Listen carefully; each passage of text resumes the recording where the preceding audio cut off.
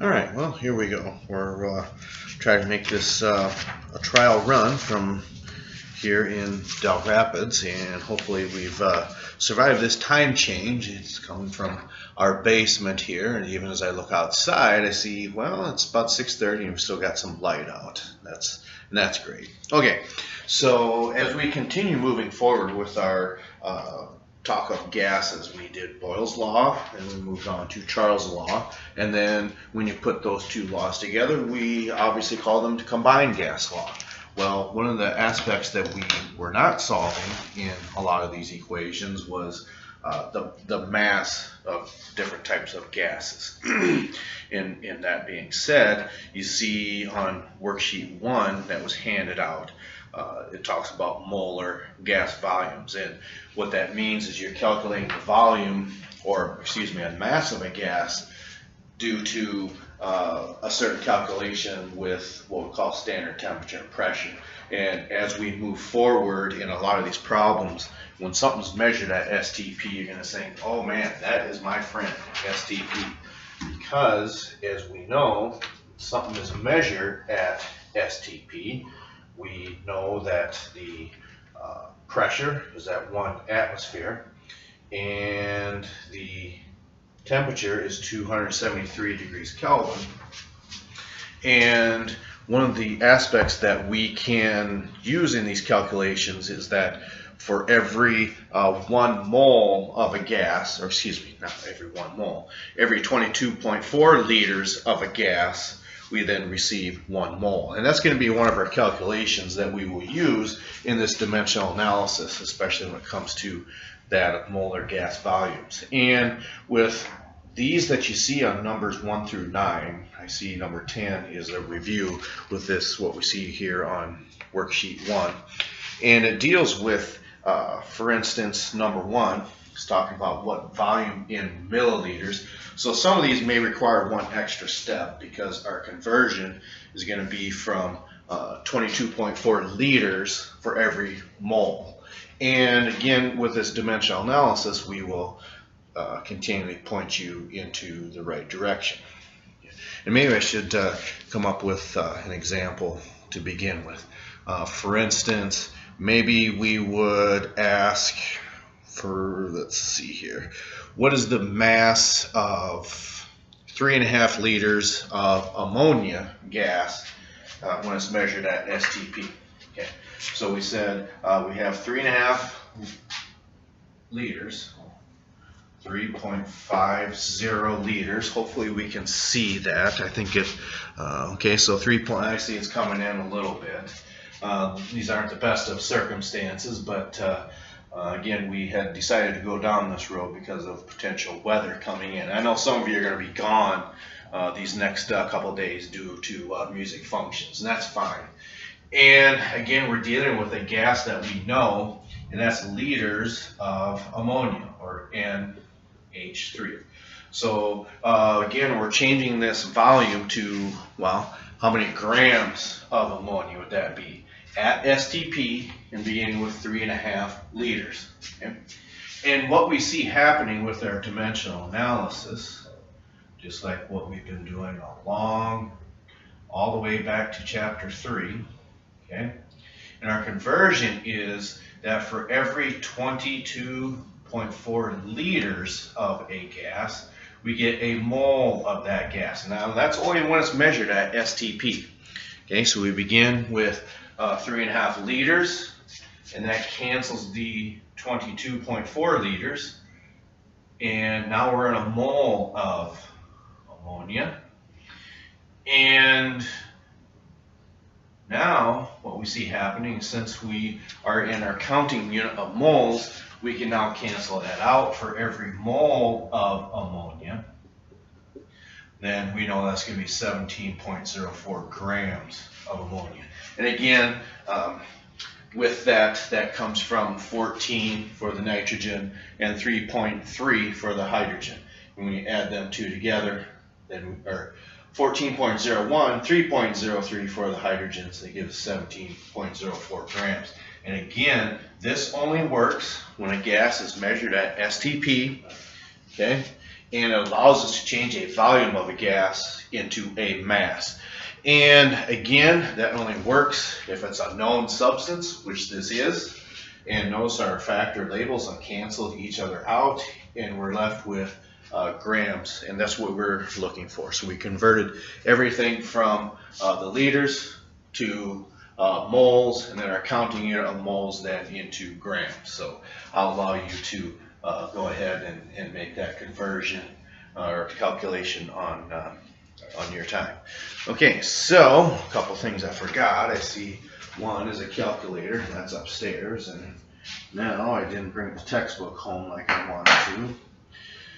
And I don't have an eraser. Well, beggars can't be choosers, so we'll go ahead and go with what we have here. Just some good old Kleenex. That does the job just fine. Okay.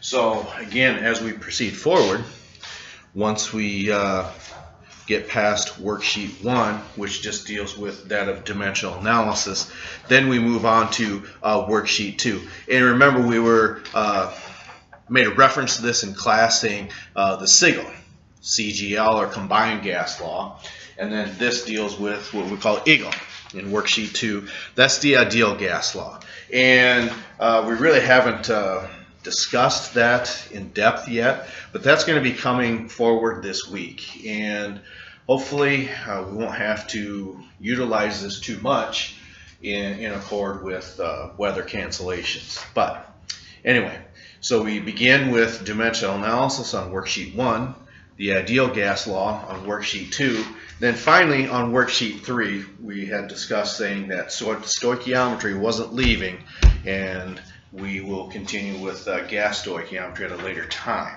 Okay, so as we move forward, again on worksheet 1, you're just dealing with known substances, and they're all measured at STP. Okay, so let's go ahead and we'll go ahead and look at number 6. Okay, and one of the things, again, we had mentioned when you were a freshman, you've got to wrap your head around what diatomic molecules are. And that's what number 6 is dealing with, where it says a container holds 265 milliliters of chlorine gas at STP. So what is the mass of this chlorine? Okay, so we're changing the volume of 265 to a mass then of chlorine.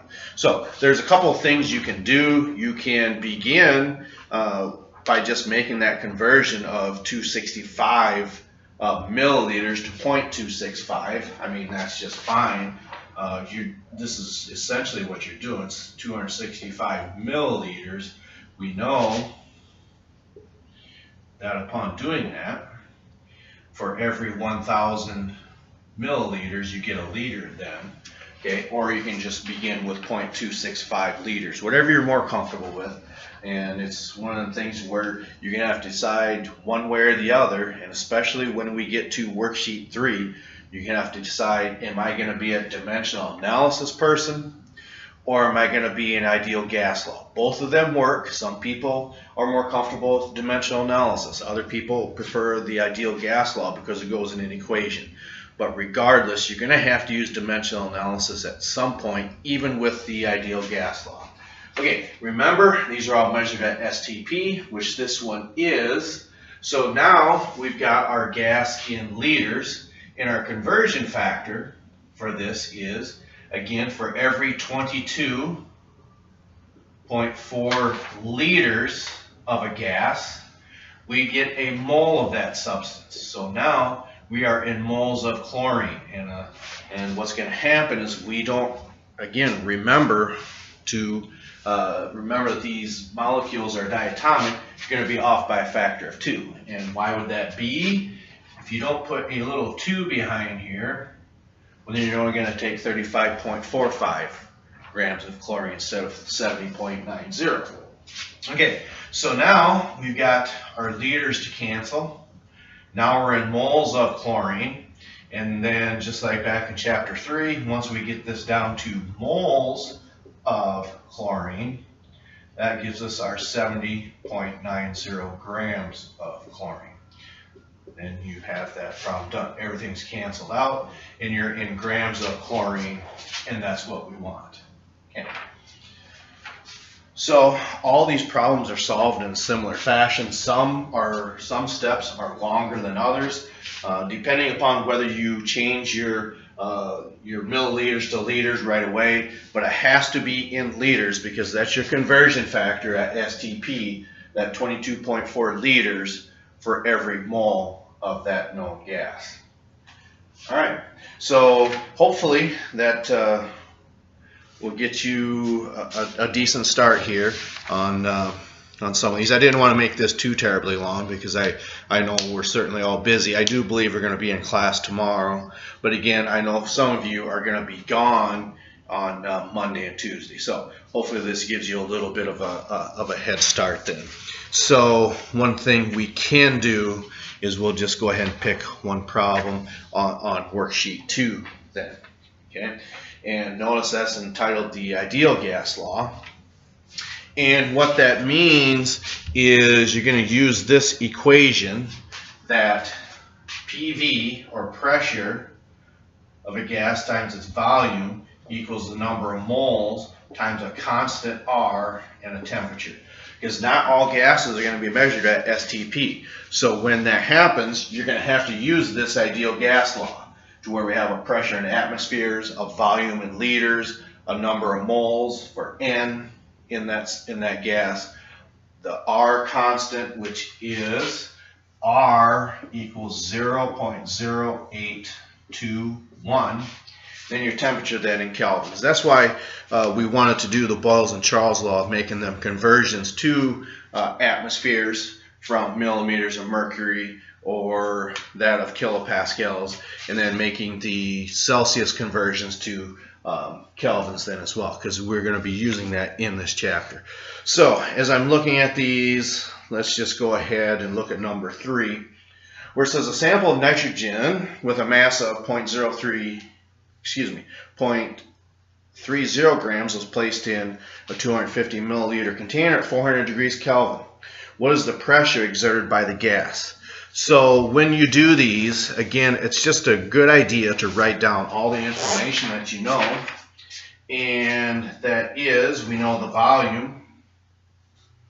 Let's go ahead and change that to liters right away by dividing by 1,000. So 0.250, and our constant then, which was this number, R equals 0.0821. Okay, our temperature was given at 400 degrees Kelvin. 400 degrees Kelvin. I'm going to have to make a better setup for this next time. I tried to put something behind here to try to wedge that in here, but I didn't spend a whole lot of time getting that ready, as you can tell. And then, as you can tell, we've got our volume. Okay, we've got our constant, which is always going to be given. We've got our temperature. And it's asking, well, what's the pressure? Well, notice we have two unknowns yet, our N and our P. But we have 0.30 grams of nitrogen, and N, remember, is our moles. So what you're going to have to do is take 0.30 grams. Again, N2. If you don't remember that little 2, you're going to have fits in this problem. So then we're going to take that divided by 28.02, that gives us a mole of N2. So whatever that answer then equals, we'll go in over here for N, and then finally we can solve for P. That's our question mark. Notice we've got our volume, we've got our R constant, so volume and R. We just found what N was, our temperature was given. Now we can finally solve for pressure. Okay, so I'll leave that up at a later time. If you have any questions, just please get in and talk to me, hopefully before school or after school. And if we're lucky, hopefully we'll be in school all next week. That's all I've got. We will catch up to you next time.